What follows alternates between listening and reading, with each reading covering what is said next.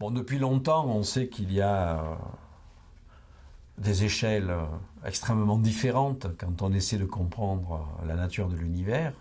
Il y a les grandes échelles, que par extension on appelle infiniment grand, même si ce n'est pas nécessairement infini, c'est extrêmement grand par rapport à nous. C'est l'échelle des galaxies lointaines, etc. Et puis, il y a l'échelle très petite, qui correspond plutôt au domaine des particules élémentaires, que l'on appelle également par abus de langage infiniment petit, même si ce n'est pas infiniment petit, c'est extrêmement petit.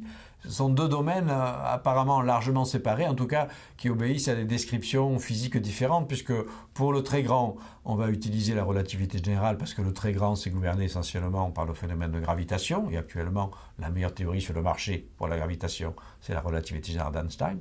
Pour la physique du très petit, on utilise la physique quantique, qui est également extraordinairement performante dans son domaine d'application, pour décrire les interactions entre les particules élémentaires. Mais si on veut une vision unifiée, eh bien on a envie effectivement de trouver un lien possible entre le très grand et le très petit, donc l'infiniment grand et l'infiniment petit. Ça correspond d'ailleurs à un désir très ancien de l'humanité, bien avant qu'on développe des théories compliquées comme la relativité générale et la physique quantique. On parlait par exemple au Moyen-Âge et à la Renaissance de microcosme et de macrocosme. Et le microcosme, c'était le monde petit. À l'époque, on ignorait l'existence des atomes et des petites cellules, donc le petit, c'était la taille de l'être humain. Et puis le grand, c'était le ciel. Et déjà, à cette époque, il y avait le fantasme de relier l'être humain individuel, le microcosme, au macrocosme.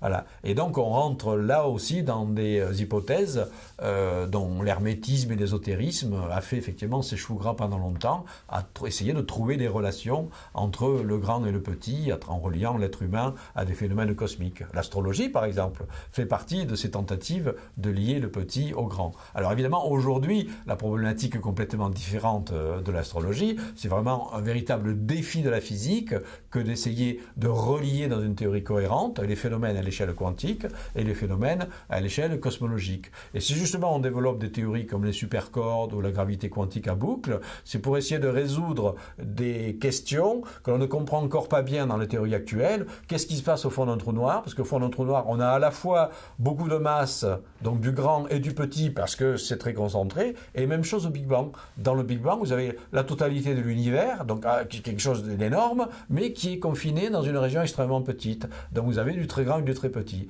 Et donc il faut essayer quelque part, effectivement, pour essayer de résoudre ces points noirs, de lier quelque part l'infiniment grand et l'infiniment petit.